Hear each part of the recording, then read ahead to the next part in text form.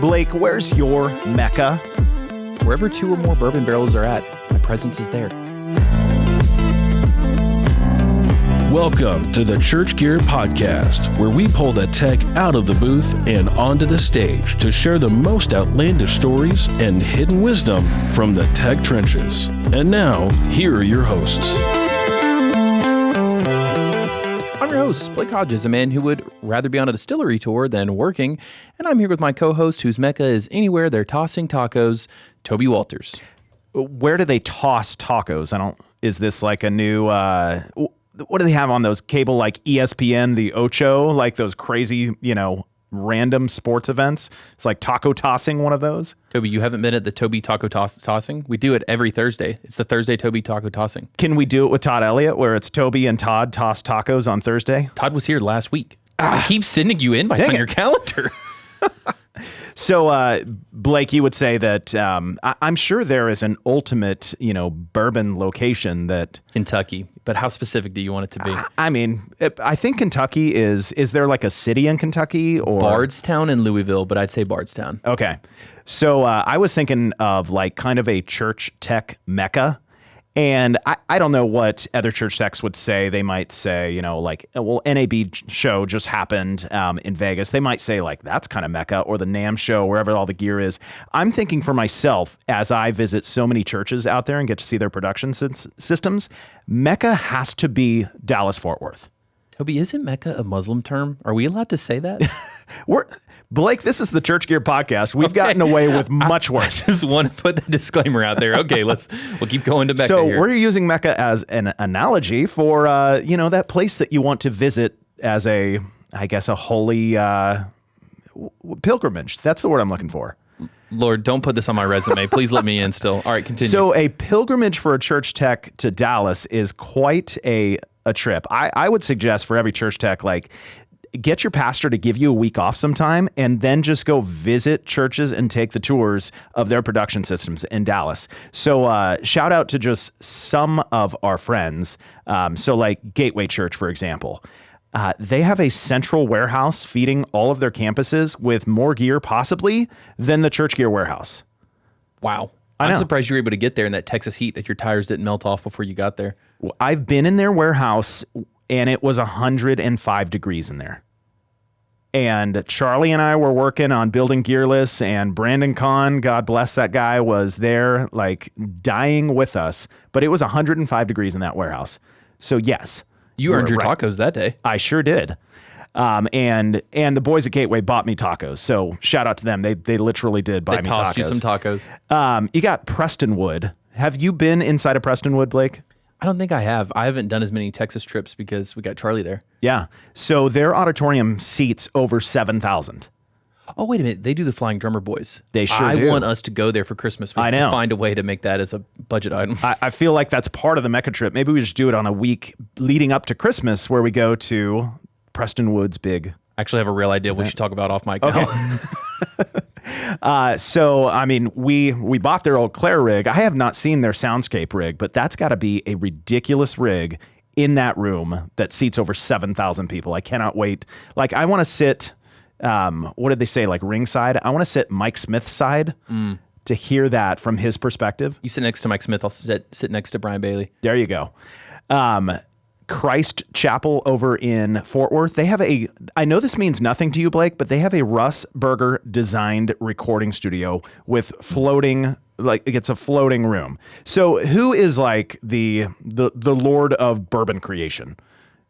Oh, I don't think we have one. There's a lot of things in rum you can say, like Beach Bum Berry, but for bourbon, there's not a bourbon overlord. Probably Pappy Van Winkle, actually, because he made Buffalo Trace.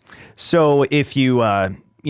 if you got a bottle of bourbon and it was Pappy Van Winkle designed, I don't know, is Pappy Van Winkle a person or is that a brand? It was a person, and all the rare bourbons, basically that company owns all of that at this point. So he made some of them, they acquired some of them. So a similar idea. Russ Berger is an absolute legend in world-class recording studios all over the world, and they have a floating room, which means that the walls don't connect to the walls that are supporting it. Toby, that doesn't architecturally make sense. Now we have to go see it. Yes, we'll have to Google this later to understand how a floating room works. Screw Googling it. We're going. It's an amazing recording studio. And then not that long ago, I was at Watermark, and they put in an LED wall that is, I don't even know how big. I think it's something like 1,400 tiles. And they had to rebuild the like beam structure on the roof in order to support it. That's almost as big as your ego. It almost is, Blake. Almost as big as your head, too. It's not your ego. It's just your physical head is huge. I got you with that one. So, I mean, I could go on and on and on with the churches in Dallas and the just incredible things they do with production. It's amazing. Well, and let's keep going on and on and on. And the person that we want to bring on to keep going on with is the online minister at Cottonwood Creek Church in Allen, Texas, Will Chapman. Will, welcome to the show from Texas. Hey, thanks for having me. Appreciate it. So, Will, I got the sense that you were nodding along at all these things. Have you visited a lot of these spots around DFW since they're very close to you? Yes, I have. In fact, Brian Bailey is a very good friend of mine. And we also know some guys over at Watermark and Lake Point Church. We even have some connections to Gateway Church over in the South Lake area. And so we have a very good network here in Dallas-Fort Worth where tech leaders and volunteers and others can be supported among our whole entire, I guess you can say, Metroplex. Okay, so if your long-lost cousin was coming to visit you and said, hey, I'm totally into church production, take me to see something super cool, where would you go first? Do you have like something that would just pop into your head of like, all right, we'll go here first and see this? Well, probably Gateway Church would be one of the first ones, and then probably Prestonwood would be another one, and then maybe even going down downtown Dallas to First Baptist Dallas. That's another one. They've got a really nice production suite and do a lot of really good production things there. So, and then probably make our way up to Watermark and kind of begin to, and maybe even go all the way out west, out to Rockwall to Lake Point Church. And but there's a lot to be done here, just like you said, to be able to get a different idea of how to implement technology, not just at 8,000 seat auditorium size, but down to a couple of thousand seat or 1,000 seat. There's some great churches in this area that are using technology in a great way. And if your long-lost cousin asked you for money, how much would you give him? Are you suggesting that you might be his long-lost cousin, Blake? Well, I don't know about that because, you see, I'm married to my CPA. Oh. And she is a very, very good tax accountant, does corporate tax, and she's also half Italian. Ooh. So, you know. Yeah. There's some shady cousins in that background. Legally you couldn't be a CPA and an Italian at once. Maybe that's why it's half. Okay, let's do some 5 truths and a lie here. Maybe the lie about his wife being a CPA or an Italian is in here. Number 1, if movies were used to describe my family culture, it would be Sweet Home Alabama meets The Godfather. I feel like we just got a little insider information on that one, so... Number 2. I don't think I'm going to pick that one. But I'm not either. You should, Blake. This would be a great setup, though. Number 2, I accompanied my first choir on the piano when I was 11 years old. Could he even reach the pedals at that point? He's in Texas, Toby. Everything's bigger in Texas. Yeah, that's true. His legs can reach it. Number 3, I learned how to be a church tech director from the current senior vice president of music and live TV at PRG. Okay. That's right across the street from us. No, it's not. PRG's not across the street from us? No, PRG's across town from us. You're thinking gosh. There are several production companies right across the street from us, but not PRG. Across town, across the street, whatever. Yeah, close enough. I'm going to go across back to number 4. Some people consider me a cyborg who is bulletproof to high caliber non-military grade bullets. Wow. Okay. That's maybe, too crazy to be the lie. Maybe but he has some people who are, he didn't say he is, he says some people consider him. Yeah. Number 5, I know 5 different computer programming languages for business, engineering, and system designs applications. My brain hurts even thinking about that one. Number 6, and finally, one of my stagecraft tasks in high school was to straddle a catwalk and a conduit 30 feet up in the air and load 33 and a third pound lead weights onto a counterweight system. I'm impressed that I handled the weight of that one because I almost messed up like 7 times. Okay, Blake, I have 2 that are equally in my head, so I'm going to let you pick first because I can still pick another one of the 2. He doesn't know 5 computer programming languages. That's impossible.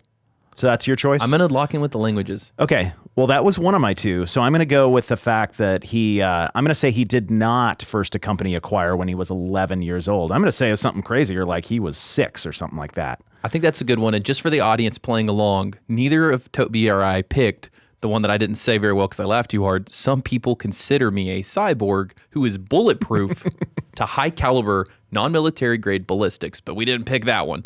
All right, well, we're locking in. What's the lie? The lie is I currently don't know 5 computer languages. In college, I did because my degree in college, one of my majors was management information systems. And by the end of my undergraduate, I had 5 different computer language courses that I had to do well in. So I don't think you should get a full point for that, Blake, because he did know. Let me ask but this. I don't know now. It's like riding a bike, now. Will. It comes right back to you. No, it's not. Let me ask the scorekeeper about the half point.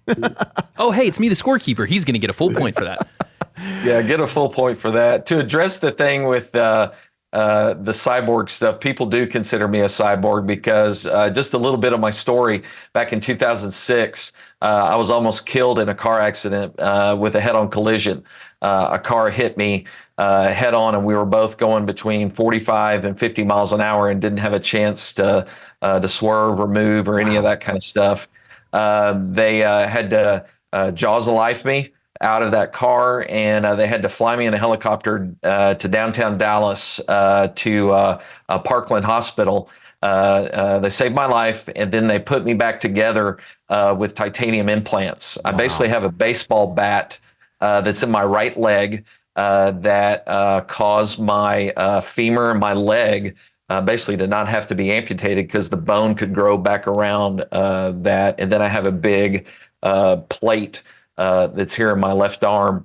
And the kind of titanium implants that they use are actually bulletproof to non-military grade ballistics. But if I was to be hit by one, the energy would break bones on both ends of my body that aren't reinforced by titanium. But my wife has claimed that she wants to recycle me when I die because I'm worth a lot of money dead to her. And that's a CPA right there. That's an Italian right there. Blake, does this make you feel like way worse that like Will almost died? They had to reconstruct him and he's still way more intelligent and more accomplished than both of us? I want to know if Will is the Winter Soldier because that's basically it. I also want to know if like someone was shooting at Will, could he hold up his arm and kind of run behind that a little bit? I'm wondering if he's protecting John Connor behind him right now. Ooh, that's a good reference. Yeah. Okay, man. Well, that I did was accompany a choir at 11 years old, though. Yeah, that is a truth. And you could reach the pedals. We're impressed. I did. And talk to us about this stagecraft task where you didn't die doing that one. Explain to us what it means of what you were doing up there. I was very blessed in high school to be a part of a fine arts, a choral, vocal department that had a good amount of funding in it that was comparable to the athletic department. I grew up in Edmond, Oklahoma, and that theater that we had is basically the size of an off-Broadway theater with a full counterweight system, very similar to Broadway and other type shows. And so in high school, that's what I got to learn and began my theater and stagecraft and lighting and sound and all that other kind of stuff while I was performing and playing keyboards in the bands that would support the choirs and in the performing groups and everything going on with that. And so one of the tasks that we had, anytime we had to get ready for a show, we would order from New York backgrounds from theater supply companies for whatever show or a proscenium or some cyclorama that we wanted to use. It would come in on the truck, and then we would have to look at the specs and figure out, okay, when we hang this on our counterweight system, how many weights do we need to put on it to be able to counterweight that weight of that backdrop so that we can fly it, in and out of the stage. And so the only way that you can load the counterweights needed to be able to make it really easy to pull on the rope and fly in the scenery and all that kind of stuff is that we had to get outside the catwalk, had to put our foot on a conduit and then load through the safety barrier or the safety rails on the catwalk, 33 1/3 pound weights, and then load them onto the arbor system. And we had to make sure that there was nobody below us, because if somebody dropped a weight and it fell, 30 feet, it could kill them. But you also have to remember that was in the 1980s, and that was a whole different time period regarding legal and all this child labor laws and yeah.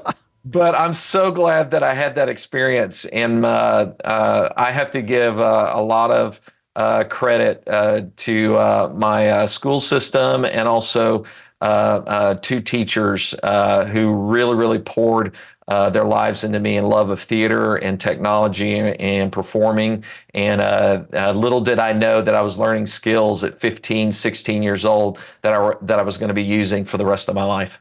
Yeah, that's amazing. And it looks like you've been in, church production ministry for over 2 decades now. Give us just a quick snapshot from, those high school theater days to what you're doing now. Like, what led you into production ministry?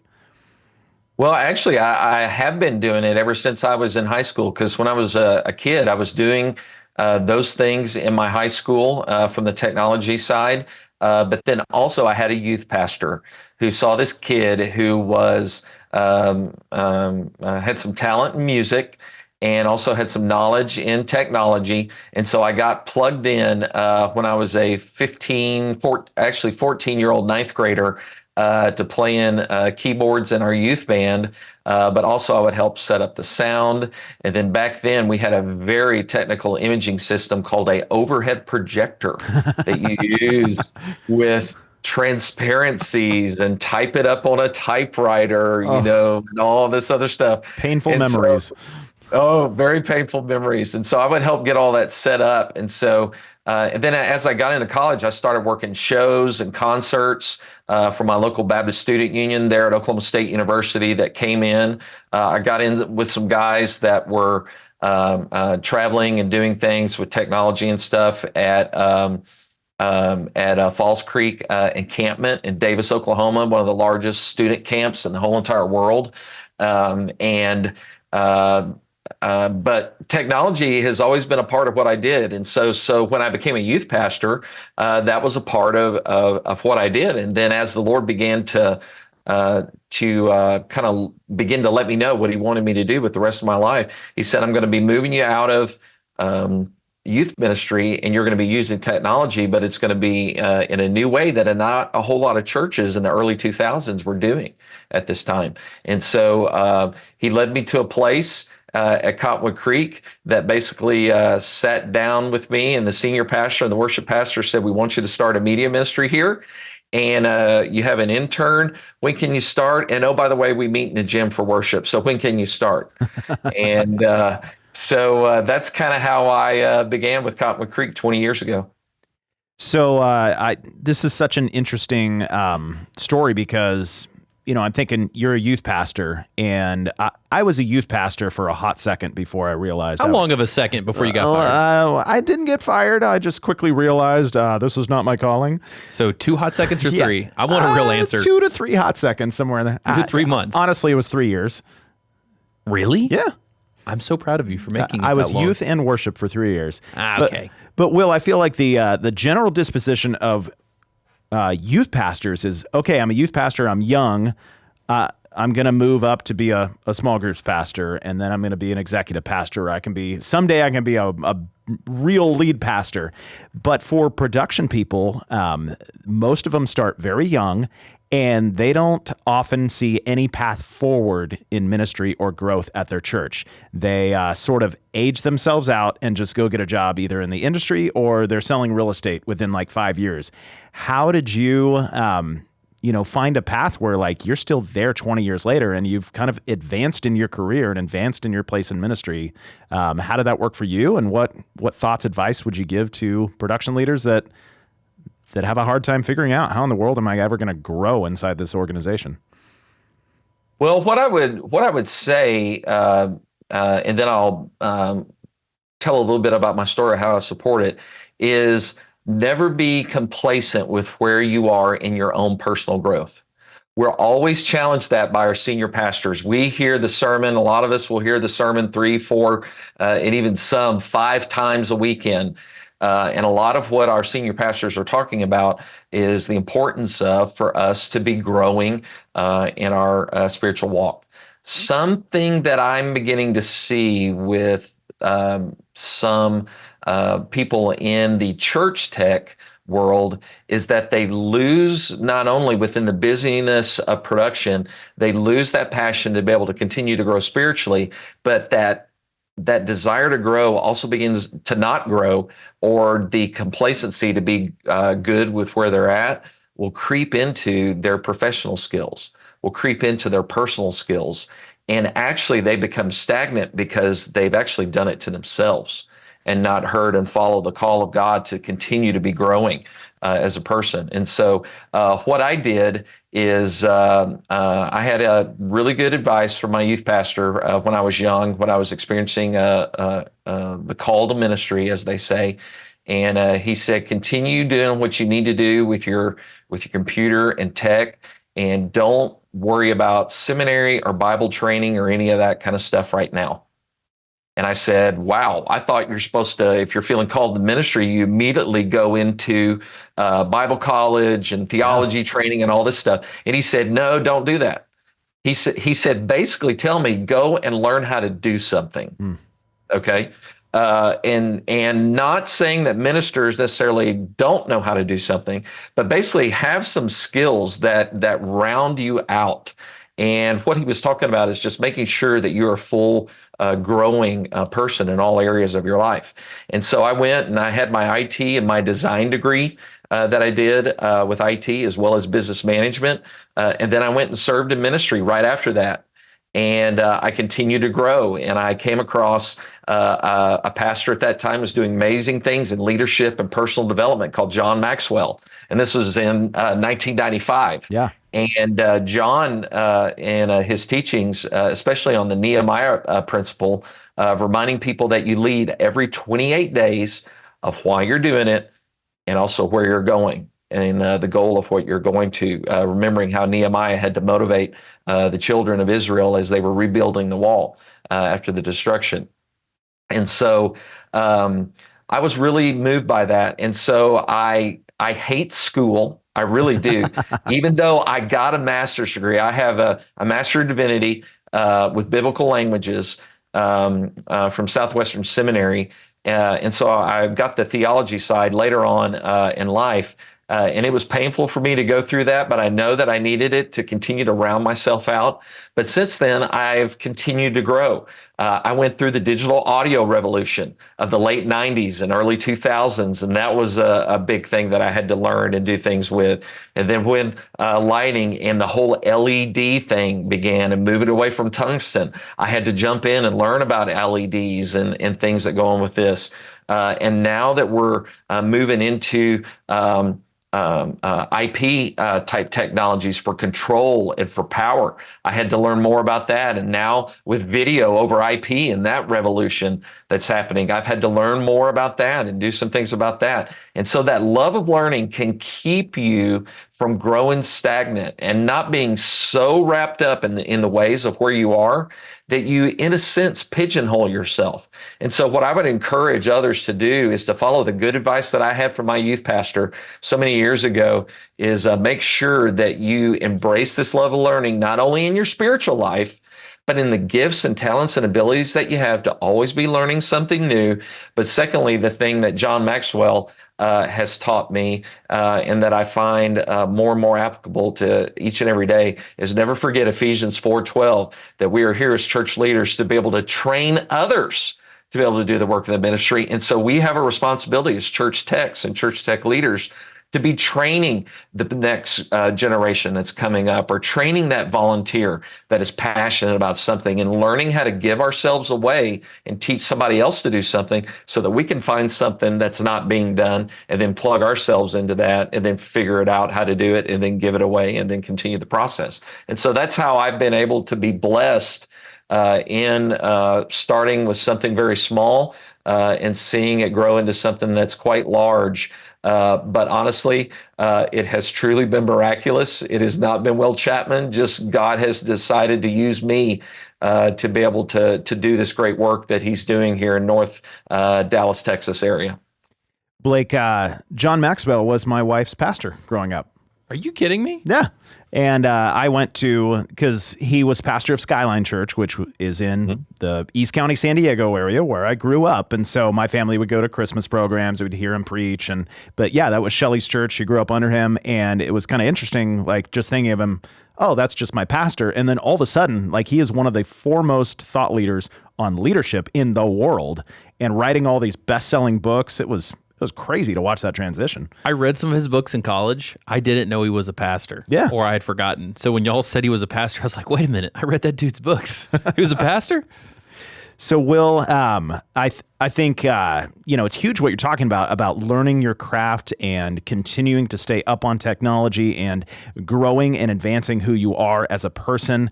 Oftentimes I think, pastors, to their fault or not, just often see the production person as just the person pushing the faders. And so that can be very intimidating to a lot of production people. They might not have the ear of their pastor. They might not have much of a relationship with their lead pastor. Is there some sort of secret language that you can teach these church techs on how to talk to their pastor, even trick their pastor into sharing vision together? Whoa. We're not going to trick the pastor unless it's to approve you our didn't even know that John Maxwell was a pastor. So which is why I'd shut never up over there, trick Blake. him, because I don't know he's a pastor. Well, one of the things that I've had to learn over the years is I've had to learn how to speak Pastorease. And that has been something that's been very, very difficult for me to do. And I really have to give it to John Maxwell to really gain my insight and pique my interest in why I needed to be able to do this.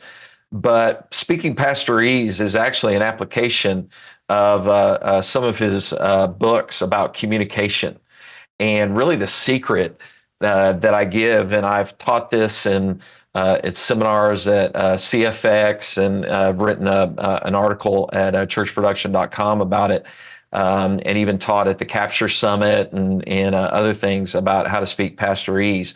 But we as church techs forget one of the most basic principles of communication, and that is, it's not about us. Think about that for a second. The communication is not about us. It's about the person that we're trying to connect with. And a lot of times what we're doing is that we expect the person that we're trying to connect with, a lot of times our senior pastor or our worship pastor or whoever else, to understand and be able to speak techese. But what we have got to do to be able to get them to understand us and what we're trying to do, and to get in their world and allow them to be able to speak vision into us and know that they can also connect with us, is that we got to show that we can speak their language. For example, for worship pastorees, there are many people who are listening to your podcast right now who are struggling to know when the worship pastor says, "I am hearing blue in my monitor." They don't know what that means. Or they will say when they come out during rehearsal and they're listening, like all worship pastors do, they bring out that the lead vocalist comes out into the house and they want to listen to the house and whatever else. They'll turn around and say, "I'm hearing pillows hit me in my stomach. Can you get rid of the pillows?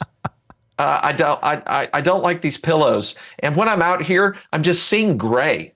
I'm seeing gray in here. I want to be able to see the low frequencies in here." I mean, what in the world does that mean?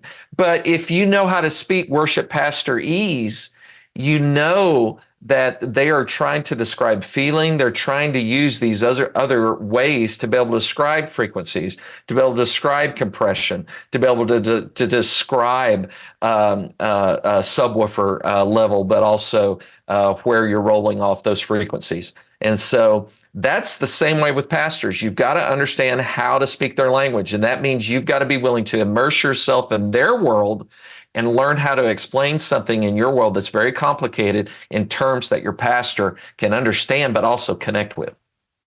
Blake, I love this conversation because I feel it between you and I oftentimes. How many times have I told you something that you're like, what does that mean? I just don't like it. I don't know I just don't like it. Yeah. That's what I hear from Toby. I just don't like it. And as the leader of ChurchGear, leader of an organization, for better or worse, there are 30 some people that work here at ChurchGear that all have 30 some different communication styles.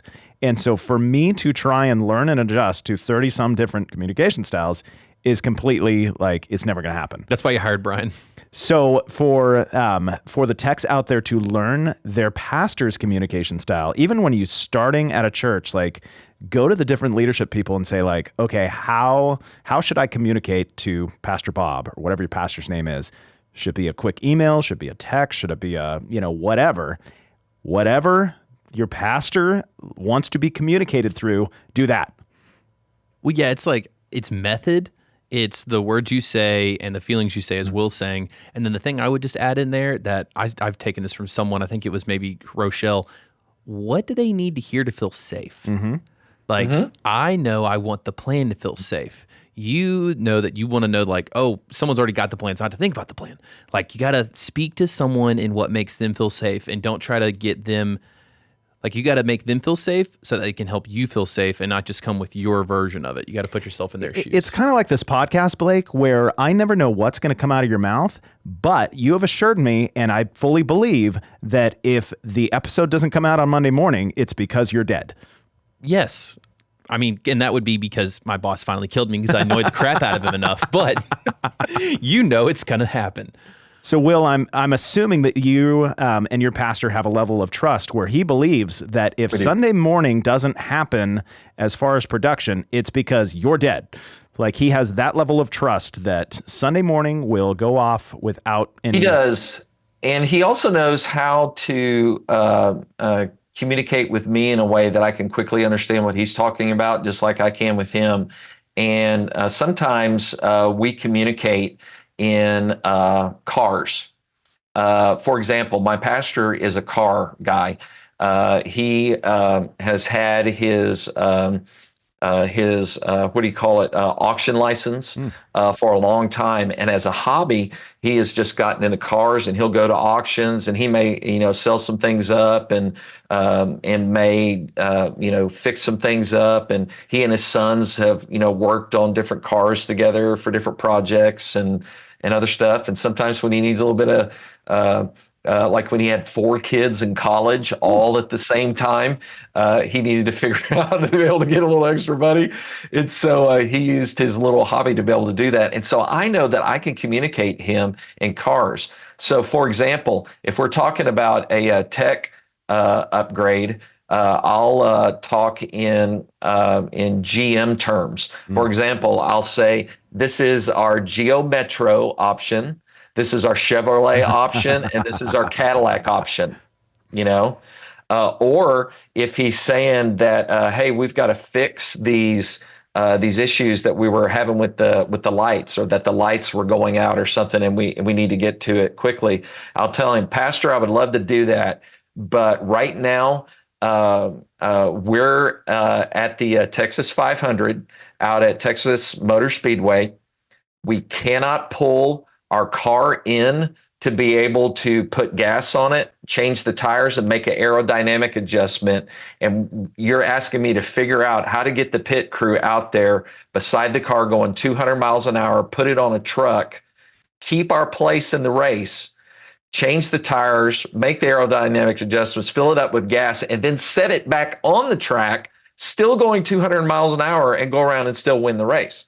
And when I say something like that to him, he says, okay, how much of a pit window do you need? That analogy is amazing. Yeah. Blake, I remember. So that's how we connect. Blake, I remember specifically one time I put some like business concepts into a football analogy, and you were like, oh my gosh, I totally understand what you're saying now. Yeah, speak football to me. So do you have to talk tacos to me? Why do you think I bring it up all the time? I just feel like that's absolutely brilliant. Like, learn the thing that your pastor loves and then start, coloring these pictures within that passion for him. And he will start to understand what you're doing and what you need. Yeah. I wish there was a smarter way for me to say, like, pay attention to that. Like what Will just said, that's a really great method. Like analogies really paint a picture for someone, and painting a picture with an analogy within their world. Like, man, I was right there with you. I was like, yeah, that is impossible. It's like, Blake, you know that cost is something that is dear to my heart. I mean, it's the whole reason I started ChurchGear, to not let gear go to waste and to have better priced options for churches to purchase stuff. But you could start phrasing it as like, okay, Toby, here's your garage sale option.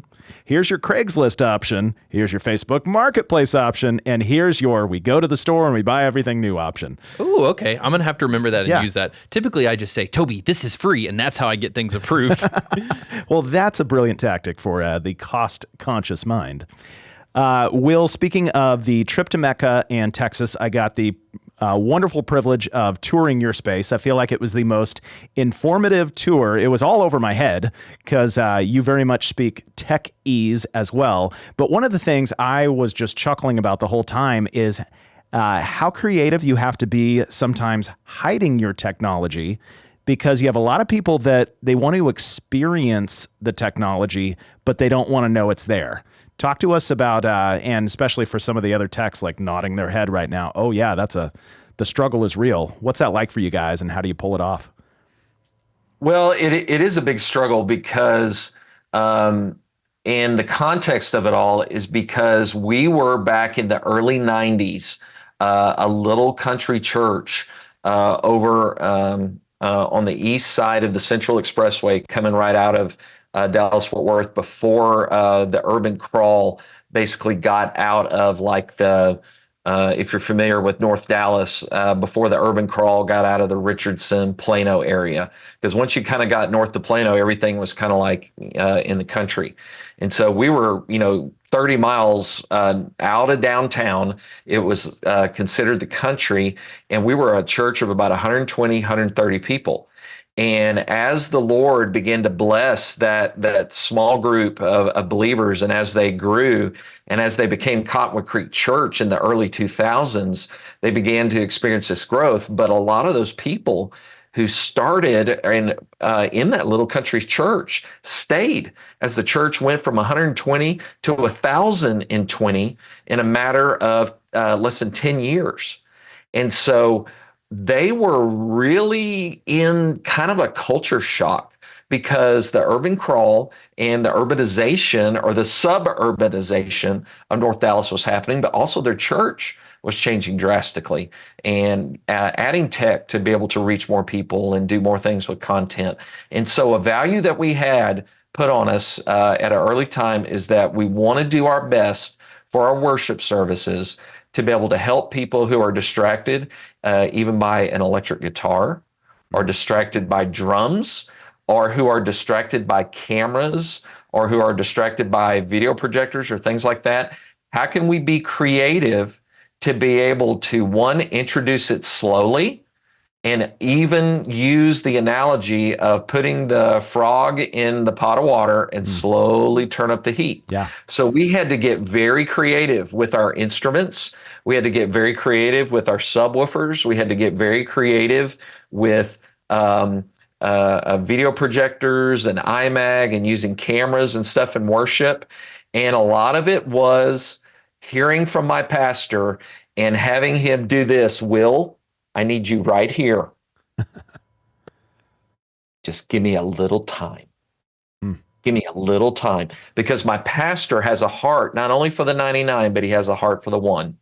And he wants to make sure that if the one says I'm out, that they're going to say I'm out, not because we push them out, but because they say, you know what, this just isn't the place for me. And you really tried, the church is growing, but it's not what I want. I want something smaller. And so I had to wait a long time on a lot of things. And I had to learn what it means to practice good stewardship with what I had, how to earn my upgrades, and how to slowly introduce things to a congregation that had some very influential people in it, even church leaders who are having a hard time seeing a camera.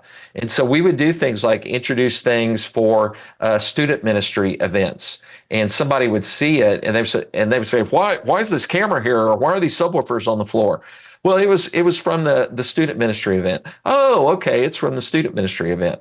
And so as we started doing some of these things, or we would have a concert and we would do something for the concert, and then we would leave those things in there from the concert, and they would say, well, why was this in? Oh, don't worry about it. It'll be gone next week. It was just in here because we had it for the concert. And eventually we started having some of those people that say, hey, how come the youth get this, but we can't do something like this in the worship services?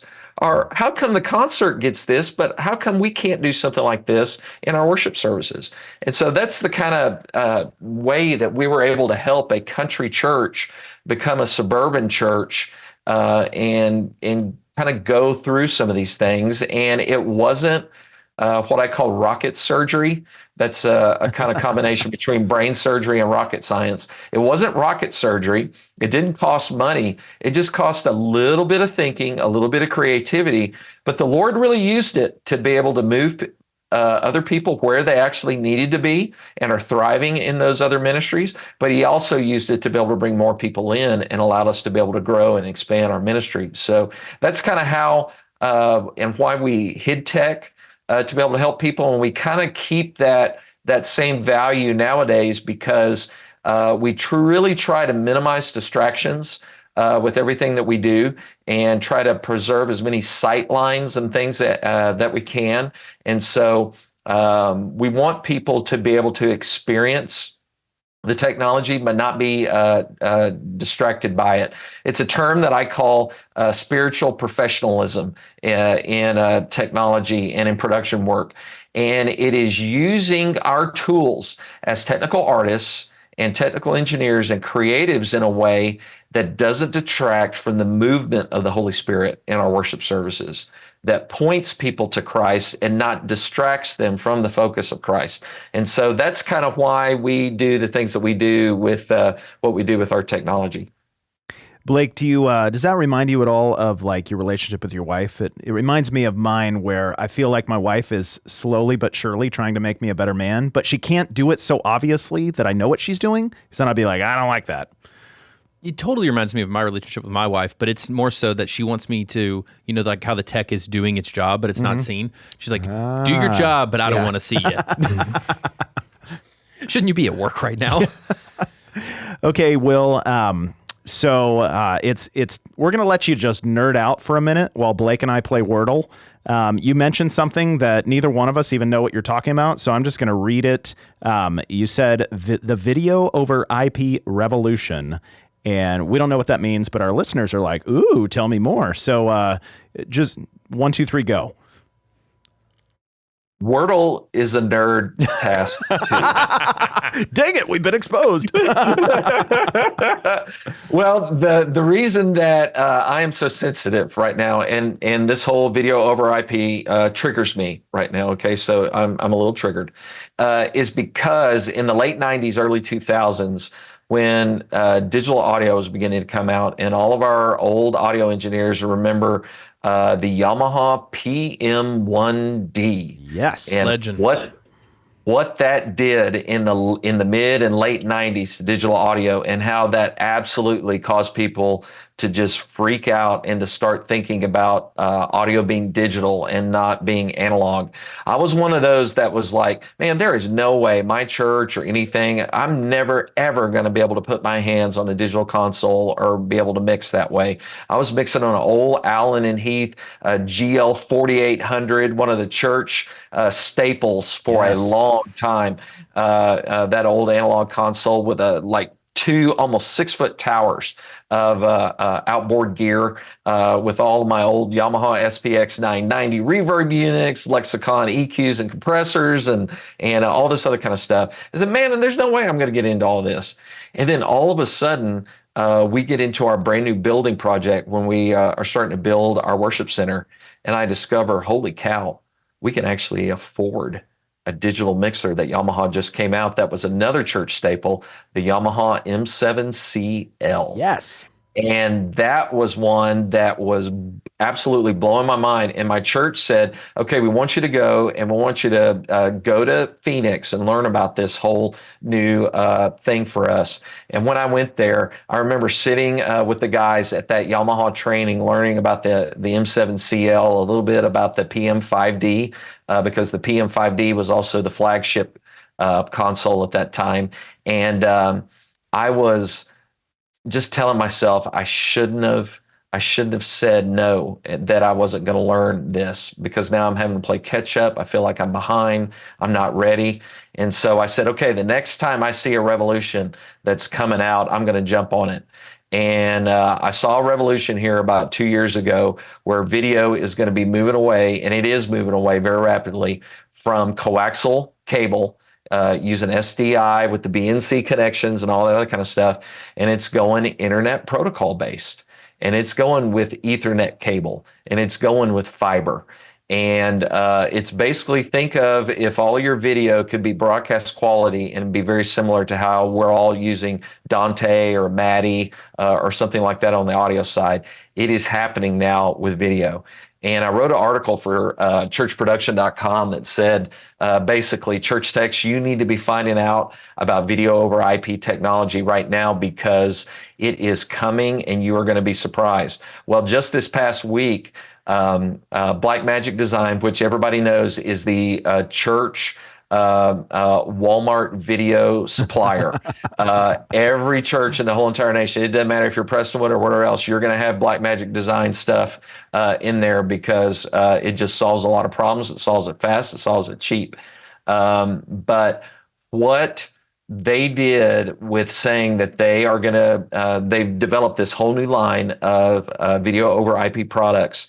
And they've even simplified it a little to where they're taking the broadcast standard, which is a protocol called ST2110, and they're doing some extra compression on that so that it can actually travel over a Cat6 cable. And I believe their little added touch to it, you can take 4 lines of 4K 60 video. Now, don't quote me on that, because I'm still catching up on all the new specs and stuff with all of this.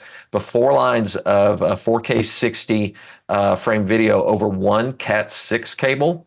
I mean, imagine how much cabling and how much things you can save if you can move around all your video and to be able to route it anywhere you need to take it by running one fiber cable, or setting up your studio, and all you're having to do is run Ethernet cables to your cameras, and then you plug it into a little, a switch, and then that switch plugs into your switcher, and then all of a sudden you got camera control, you've got intercom, you've got recording, you've got CCU control, all this stuff via one Ethernet cable. That's the video over IP revolution. And what happened to digital audio is now happening to video, and church techs need to be ready, because you are going to be inundated with video over IP solutions. And ST2110 is just one of the protocols.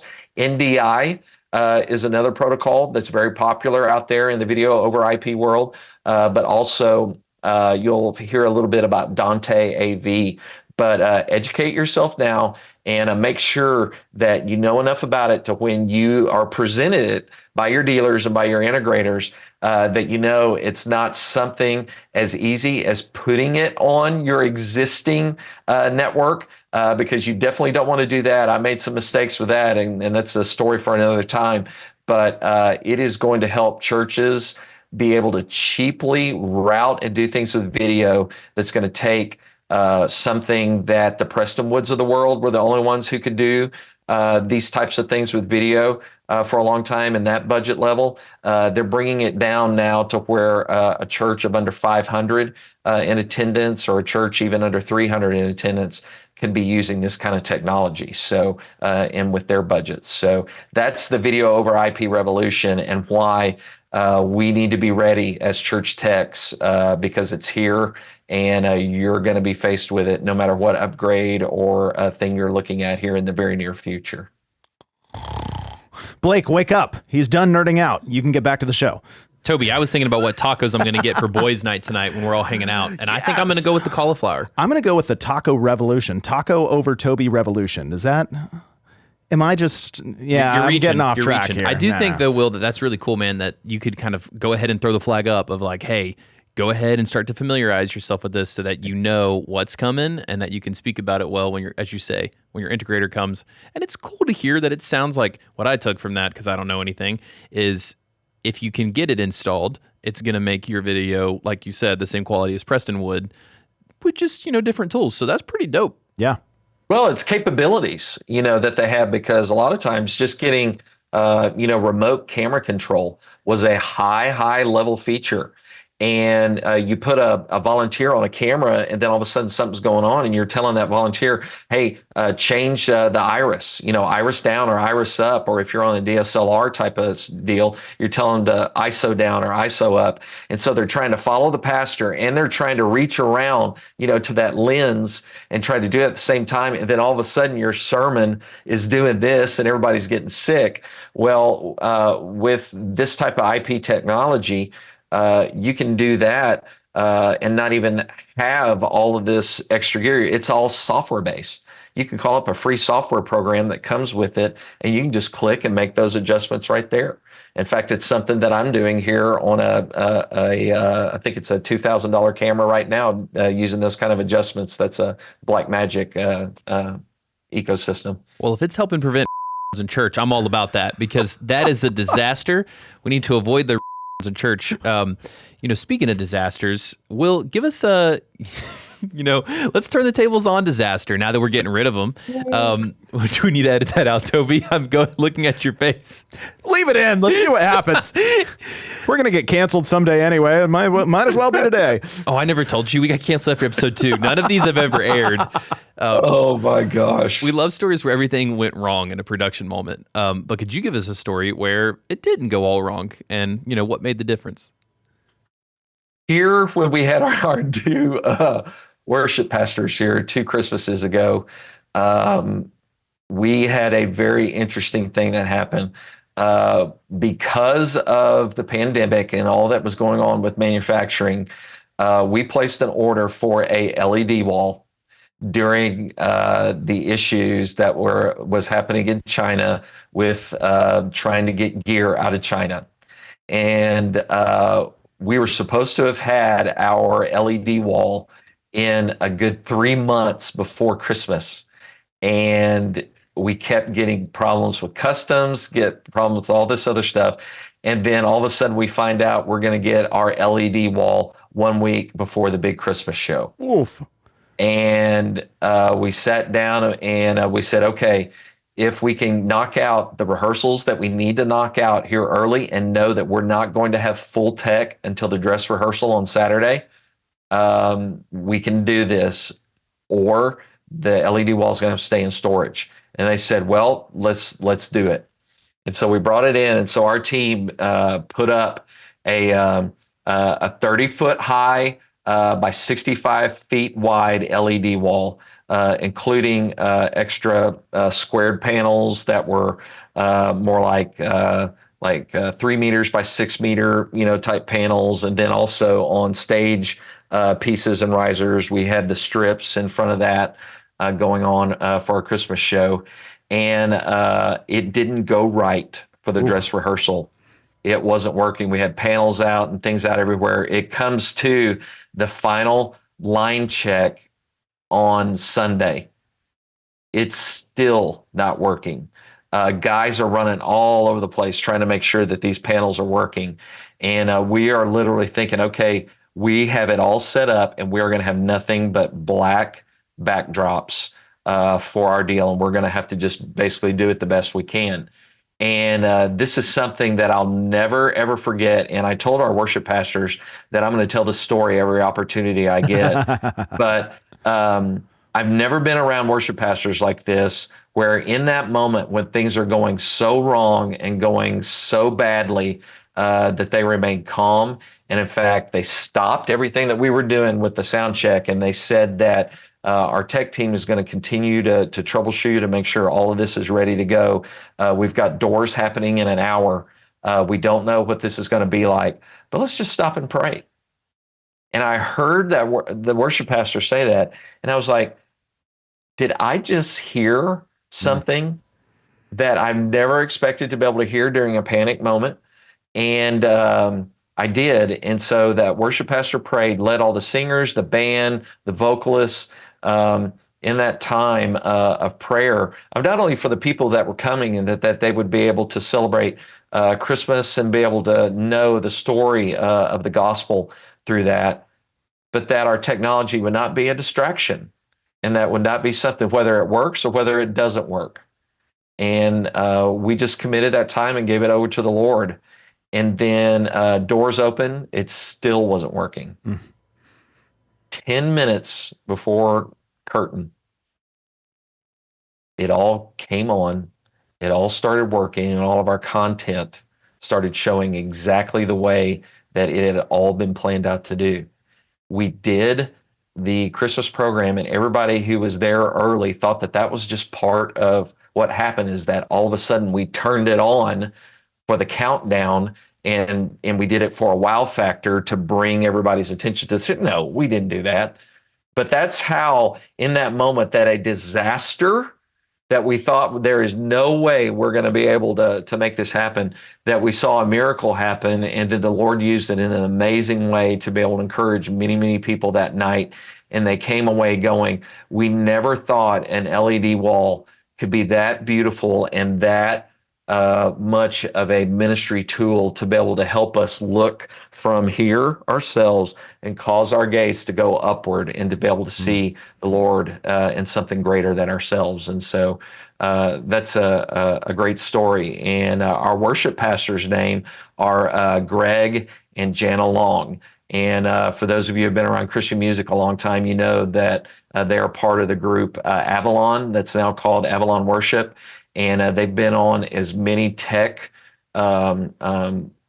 disasters as you can. You don't have enough fingers and toes to talk about tech disasters they've been through on tours and festivals and everything else. But to know in that moment that they knew what to do by going to the Father and trusting Him with it, I'll never forget it. And I love to tell that story about how their leadership calmed our whole team, allowed us to be able to work the problem, and we were able to have supernatural wisdom to be able to fix it and see the Lord use that time to encourage many people. That's amazing, Blake. It's almost like prayer is a good decision when a disaster is looming. Yes, it's only the devil that tells us to panic. We got to remember we're not in control. Yeah. Well, Will, if I was trying to regain some control, I'd probably want to consult my book of tech takeaways to, learn some wisdom here. So give us a good tech takeaway to close us out on. We're already going to be doing a lot of IP over video research after this, but give us a tech takeaway to wrap us on. I would say the best tech takeaway that I can do is this phrase or this. Yeah, I'm going to go ahead and say it. I beg church techs, I beg church creatives to practice the parable of the talents. I really do. It's a lesson that I had to learn. And when you begin to look at how the parable of the talents applies to technical ministry, I think that is the greatest lesson that any church creative or church tech can learn. because if you are not faithfully using to the utmost of your ability everything that the Lord has given you, what makes you think he's going to be willing to trust you with that upgrade or with more? What you may need to learn is how to keep a very well kept professional looking stage. Maybe you need to learn how to make sure that your tech closet is constantly in a professional state of readiness for that next emergency event that comes up that you've got to do a sound setup for, and you got to find equipment fast, you got to find mics fast, you got to find cables fast. Maybe you need to make sure that you are keeping track of all the tasks and all the things that you do with, whether it's with Google Tasks or whether it's with Basecamp or with Asana or something like that, to be able to plan out your work and to be able to make sure that you're accomplishing everything that you can with the time that you have. But learn the parable of the talents and then trust the Lord to bring the blessing in his timing. And know that the blessing may not come with you in the place that you're at. The blessing may come that the Lord may want to lead you to somewhere else and trust you with that. But the sooner you can learn the parable of the talents and apply that in your ministry, I saw it in my own life, I've seen it in others, you'll gain greater satisfaction in the work and the ministry that you're doing, and that you'll truly, truly realize that it is not about you. It's about what the Lord is wanting to do through you in the place that he's put you. That's really good to hear. Yep. You know, it can be overwhelming when you're like, oh my gosh, we just need to hire more people because we need more help. We need more help. And maybe we should look inward on maybe there's something I could be doing better. Maybe there's, as you say, Will, like the closet that you can clean out or the stage that you can focus on. I really resonate with that one. Well, man, what was something that you'd like to plug as we end the show here? Where's some other places people could drink from the Will wisdom? Well, I learned a long time ago, I'm a knucklehead just like everybody else. And but the place where they can see more of my content is at churchproduction.com. Go there, and if you want to look at the different articles or videos or things that I've been a part of, go churchproduction.com and then search Will Chapman there in the search bar, and you'll see my articles and different things that I've been a part of. And if you've got questions for me, you can post it right there on churchproduction.com on some of my content. I go out there and answer questions and things when they pop up. And then I believe y'all are going to let people know about my socials and about LinkedIn and all that kind of stuff. And so, and then also I'm a certified speaker, trainer, and coach with the Maxwell Leadership Team. You can find me out there on maxwellleadership.com as well.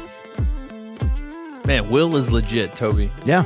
He's got more legit in his, bionic arm than we do between the two of us. That's right. Well, thanks for joining us, man.